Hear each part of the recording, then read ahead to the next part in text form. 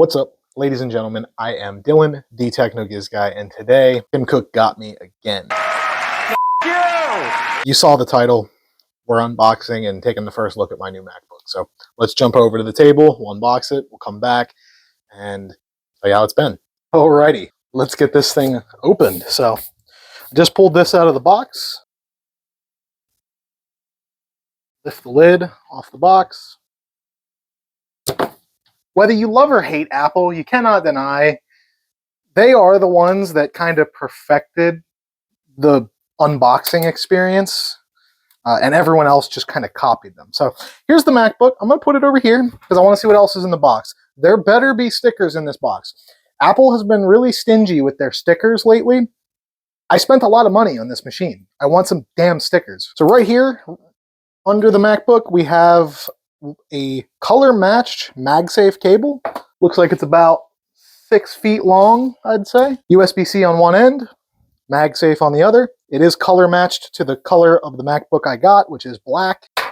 I don't use the MagSafe a whole lot, honestly. I use USB-C most of the time, but it is nice to have it.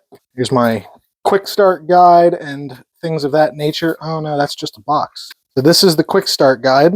No way. Really?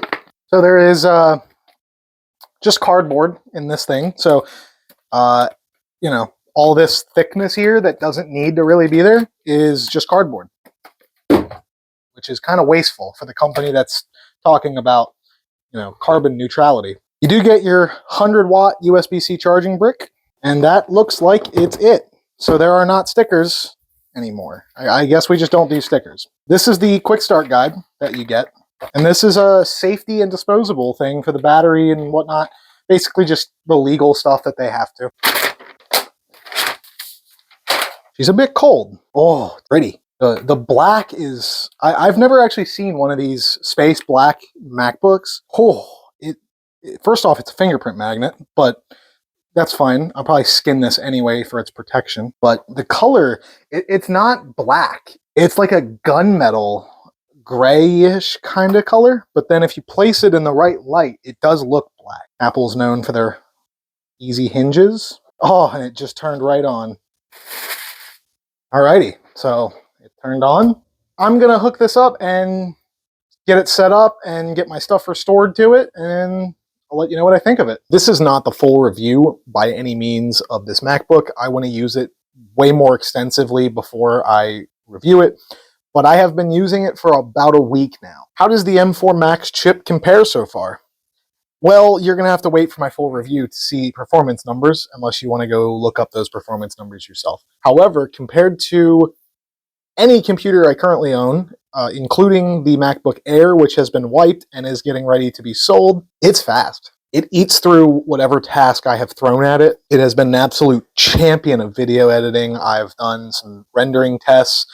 This entire video has been edited on the MacBook Pro. I've run some AI tasks already, getting ready for another video that I have planned coming very soon, comparing this M4 Max chip with my AI server that I built a couple videos back. You can watch that video up here. But I have a feeling that when I release the video about comparing running AI on this versus that server, I have a feeling the results are going to surprise a lot of people. So stay tuned for that. Day-to-day use has been great. I've only actually gotten to take it to work one day because it came Friday last week, and when I'm filming this portion of the video, it's Wednesday. So the video for this week obviously has to go up this Friday. Monday, I took it to work. I used it as my main machine. I actually ended up having to take it with me on a late night call that kept me out working until 2 a.m. So far, it's been great for that. Yesterday, it was Christmas Eve, and today, when I'm filming this video, it's actually Christmas Day.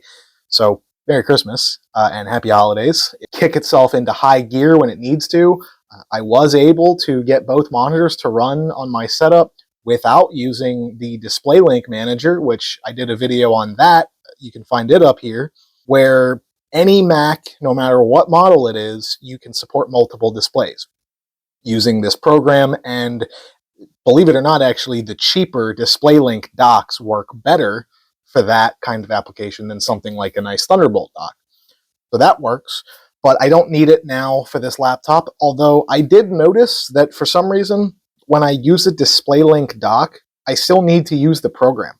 The resolution looks better, but it's a small enough thing that I don't care, and you can tell that it is actually processing the video output a lot better, because before, any monitors that were hooked up via DisplayLink dock to the MacBook Air, they were kind of fuzzy, like they weren't fully rendering crisp quality, whereas now, even with the DisplayLink docks, this MacBook has given me crystal clear displays. Battery life's been great. I think it's at right about the perfect weight for a laptop of this performance level. The MacBook Air was really nice and thin and light, but you could tell that even if it had more RAM and a better chip in it, it would absolutely just thermal throttle.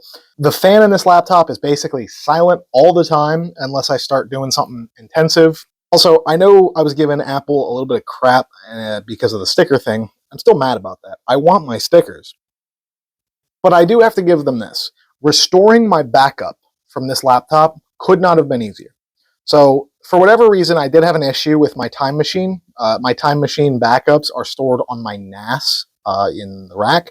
I think it was just because it didn't want to connect to it and claim it. I'll explain that in a second. But all I did was I took a Thunderbolt cable and plugged it into the MacBook Air, plugged it into the MacBook Pro, opened the migration assistant on the MacBook Air, just said restore from the Mac on the MacBook Pro, and in less than 15 minutes, it transferred all of my settings, all of my apps, and all of my files from the MacBook Air over to the MacBook Pro. Then, when I did finally get logged into the MacBook Pro, I logged into my NAS and all that, got everything set up that way, and it instantly asked me if I wanted to claim my Time Machine backups as that laptop's or start from scratch. I picked claim because, again, I'm selling the MacBook Air, so I don't plan on ever using that again.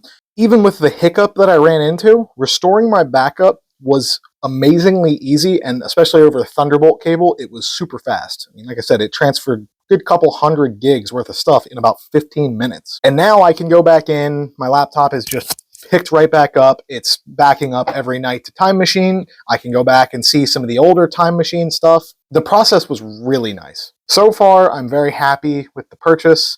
As with all things, Apple is not perfect. There are things I don't like about Apple. I don't like their mentality that they think they know more than their users. But there are things I'm willing to deal with and try to tweak myself versus having to deal with ads being shoved in my face and just the performance. Quite frankly, I don't think that I could get the same level of professional performance for this price in this caliber. I probably could, if I built a computer and used parts, probably get close to the performance or beat it in some of this stuff, and obviously, and of course, gaming, because that's really where the value gets lost.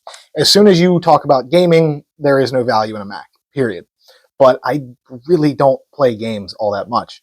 I play 2 games. I play Space Engineers, which I did pre-order Space Engineers 2. I don't usually pre-order games, but I absolutely pre-ordered that one. And I play Star Citizen, which I don't consider to be a pre-order because it's a playable alpha. I mean, say what you want about Star Citizen. They have made improvements to that game. That game consistently has gotten better, and I'm really looking forward to the 4.0 update because my little Razer Blade laptop that I have does actually still play games, at least those 2 games, just fine.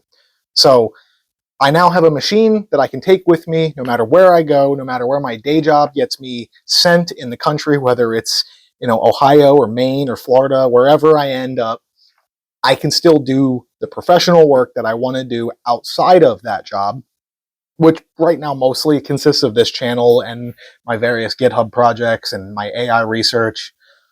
But I'm able to do all that. And ultimately, it was between the MacBook Pro and the Mac Mini. So either way, I was getting a pretty high spec of one.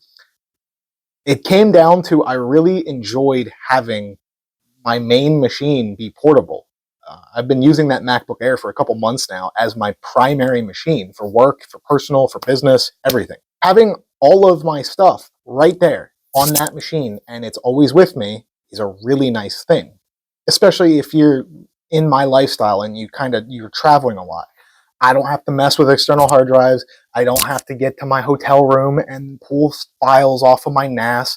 I'm capable of doing that, but especially over a hotel Wi-Fi connection, it would suck. when I finally went to buy the computer, I made the decision that I was just going to sell the MacBook Air, buy a MacBook Pro, and that was going to be my main machine. So far, I do not regret that decision at all. Stay tuned for my full review, and stay tuned for the video I have coming benchmarking this laptop against my built AI server that I have, and I'll be showing you guys the difference in performance and kind of the value you can get out of a machine like this if you're not a gamer and that's not something that interests you and you want to look at other things, because quite frankly, I don't think for the money you're gonna beat it in AI unless you can really manage to get a really good deal on used GPUs, which even now, as I say that, the price of the P40s, the GPUs I have in my server, which are kind of crappy, has still continued to go up from when I bought that server and built it.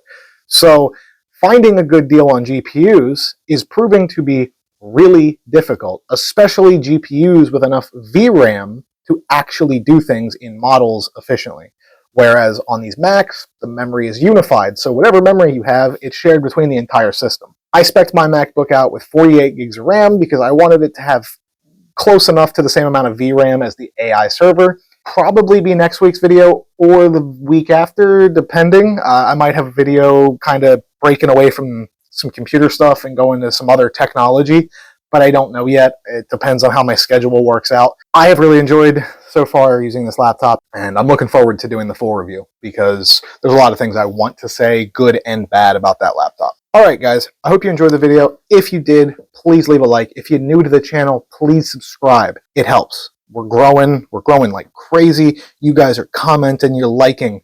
I love it. You guys have been showing me a lot of support. I love it. We're going to keep doing this. We're going to keep getting better. We're going to keep trying. So stay tuned because everything is all going to come together. And it's always going to be a kick-ass time. I'm Dylan, and I will see you in the next one.